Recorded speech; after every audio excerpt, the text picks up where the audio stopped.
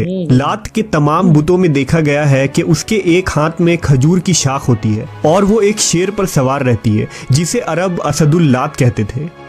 منات کو قسمت، دولت، عزت اور موت کی دیوی مانا جاتا تھا، جبکہ عزا زمانہ جاہلیت کے عربوں کا ایک اہم بت تھا جو طائف کے نزدیک رکھا گیا تھا اور قریش اس کو بہت زیادہ اہمیت دیتے تھے۔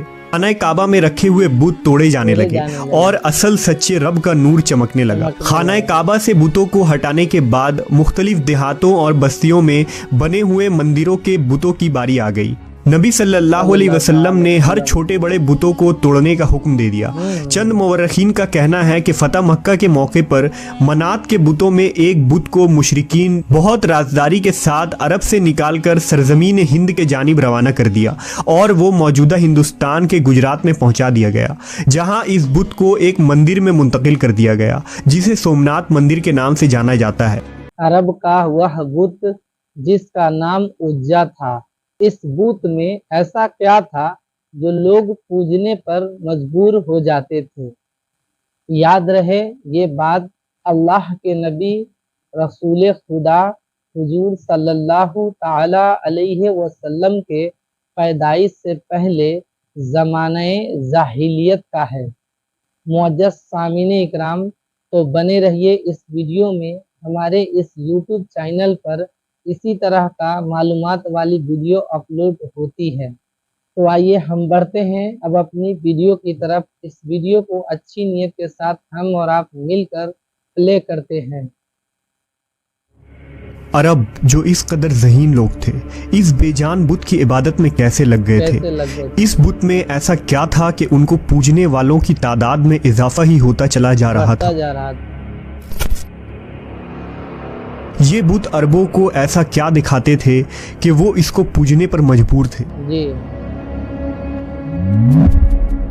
کیا عزا نامی عربوں کی یہ دیوی صرف ایک بے جان پتھر تھی یا کوئی ماورائی طاقت؟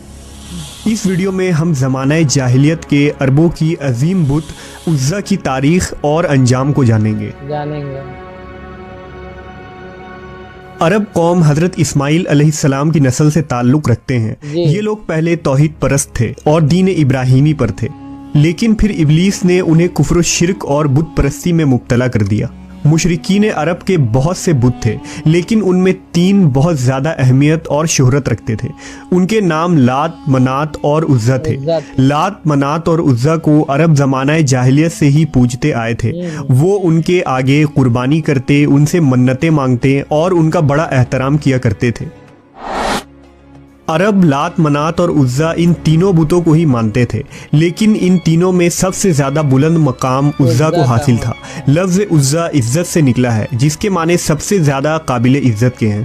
مشہور عرب قبائل بنو قریش، بنو سلیم، بنو غطفان، بنو ثقیف، بنو کنانہ اور اوس و خزرج عزا دیوی کی پوجا کیا کرتے تھے۔ مورخین نے لکھا کہ لات، منات اور عزا تینوں بہنیں ہیں، جبکہ بعض نے لکھا کہ لات اور منات بہنیں ہیں اور عزا ان دونوں کی ماں ہے۔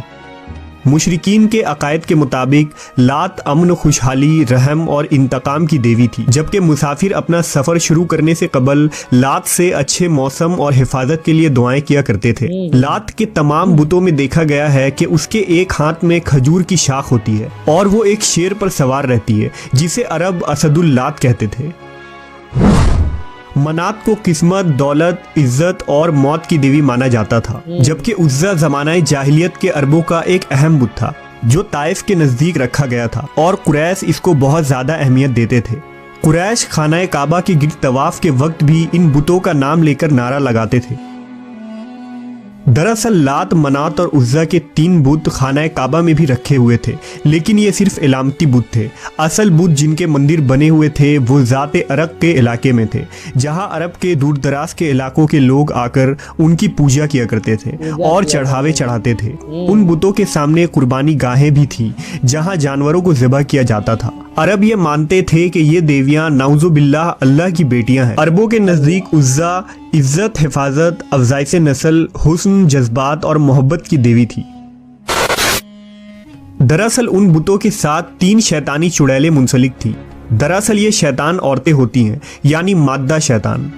इन बुतों की देखभाल और लोगों को उनकी इबादत के तरीके सिखाने के लिए मंदिरों में पुजारी होते थे जो लोगों को गुमराह करते और इसके अवज़ बुतों पर चढ़ावे की चीज़ों को खुद समेटते थे।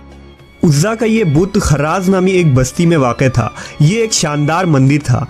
इस मंदिर में दोबिया अस्वीनी नामी एक पुजारी उज़्ज़ा की देखभाल और खिदमत करता था। मंदिर के सामने थोड़े फासले पर झाओ के 3 दरख्त थे। अरबी में इस दरख्त को असल कहते हैं। ये एक सहराई दरख्त होता है जो उजाड़ और बंजर सहराओं में पैदा होता है। झाओ के इस दरख्त पर उज़्ज़ा का बसेरा था। इस बारे में किसी को भी इल्म नहीं था कि उज़्ज़ा की जिस बुत की पूजा की जाती है वो एक शैतानी ताकत है जो इस दरख्त पर रहती है। जब भी लोग उसके पास चढ़ावे और मन्नतों के लिए आते तो वो चुड़ैल मंदिर के बुत में दाखिल होकर बोलती थी और शैतानी कुव्वतों से लोगों के मसले भी हल कर दिया करती। इस तरह उसका आका इब्लीस उसकी कारकर्दगी पर खुश था। जब अल्लाह ने आखिरी नबी हज़रत मोहम्मद सल्लल्लाहु अलैहि वसल्लम को मबूस फरमाया और आपने अल्लाह की मदद से मक्का फतह किया तो कुछ दिनों बाद बुतों की शामत आ गई। खाना काबा में रखे हुए बुत तोड़े जाने लगे और असल सच्चे रब का नूर चमकने लगा। खाना काबा से बुतों को हटाने के बाद मुख्तलिफ देहातों और बस्तियों में बने हुए मंदिरों के बुतों की बारी आ गई। नबी सल्लल्लाहु अलैहि वसल्लम ने हर छोटे बड़े बुतों को तोड़ने का हुक्म दे दिया। चंद मुवर्रिखीन का कहना है कि फतह मक्का के मौके पर मनात के बुतों में एक बुत को मुशरिकीन बहुत राजदारी के साथ अरब से निकालकर सरजमीन हिंद के जानिब रवाना कर दिया और वो मौजूदा हिंदुस्तान के गुजरात में पहुंचा दिया गया, जहां इस बुत को एक मंदिर में मुंतकिल कर दिया गया जिसे सोमनाथ मंदिर के नाम से जाना जाता है। महमूद गजनवी ने 450 सालों बाद हिंदुस्तान पर हमला करके उस बुत को तोड़ दिया था। जब मक्का के तमाम बुत तोड़े जा चुके तो 25 रमज़ान को नबी सल्लल्लाहु अलैहि वसल्लम ने हज़रत खालिद बिन वलीद रज़ियल्लाहु ताला अन्हु को बुलाया। इंसानी तारीख़ का सबसे काबिल तरीन जर्नैल हज़रत खालिद को उज़्ज़ा की तबाही का मिशन सौंपा गया।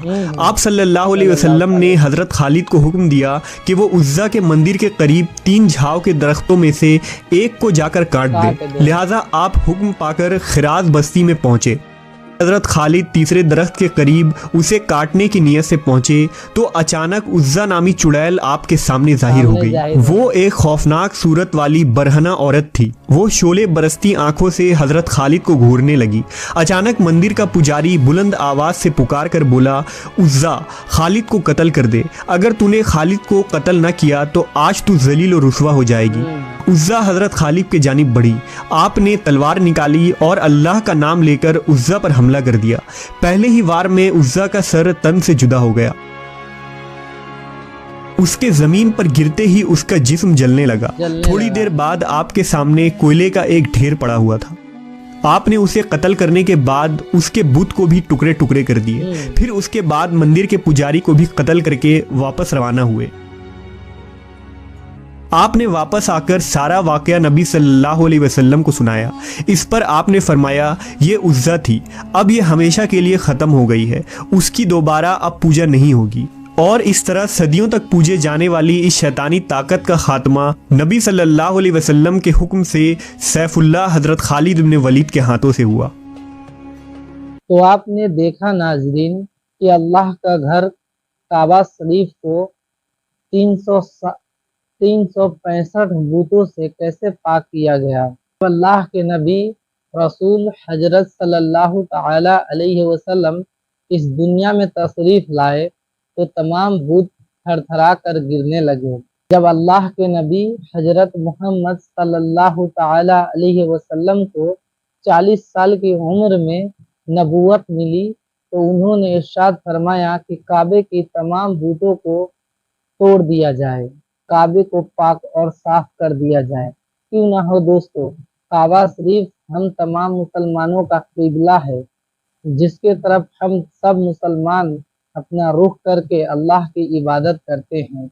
उसी काबे शरीफ की शहर में हुजूर सल्लल्लाहु अलैहि वसल्लम की पैदाइश हुई है। हमारे नबी हुजूर सल्लल्लाहु ताला अलैहि वसल्लम इसीलिए तशरीफ इस दुनिया में लाए थे कि बातिन को ख़त्म कर दे और हक की परचम को दुनिया में लहराए।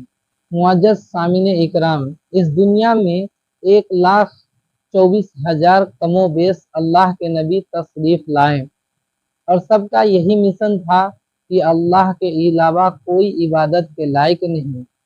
اگر کسی کی عبادت کی جائے گی تو صرف اللہ کی جائے گی۔ یہی تمام نبیوں کا مشن تھا، اور یہی مشن ہمارے نبی حضور صلی اللہ تعالی وسلم بھی اس دنیا میں لہرا کر کے ہمیں اور آپ کو چاہیے کہ اللہ کے نبی کی ہر ایک بات کو مانے اور دین اسلام پر قائم رہے، اور اس دنیا سے جب جائیں تو اپنے ایمان کو سلامت لے کر جائیں۔ اللہ سے دعا کرتا ہوں کہ اے اللہ ہمیں اپنی خدمت میں اور اپنے محبوب صلی اللہ تعالی وسلم کی محبت میں جلا اور موا۔ اے اللہ جب نزاع کی وقت آئے تو ایمان کی دولت لے کر جائیں۔ تو امید کرتا ہوں دوستو کہ یہ ویڈیو آپ لوگوں کو پسند آئی ہوگی۔ اگر پسند آئی ہے تو ویڈیو کو لائک کر دیجئے، چینل کو سبسکرائب کر دیجئے۔ ہم اسی طرح کا معلومات والی ویڈیو آپ لوگوں کے لیے لے کر آتے رہیں گے۔ پھر ملیں گے ہم آپ سے اگلے ویڈیو میں۔ السلام علیکم ورحمۃ اللہ وبرکاتہ۔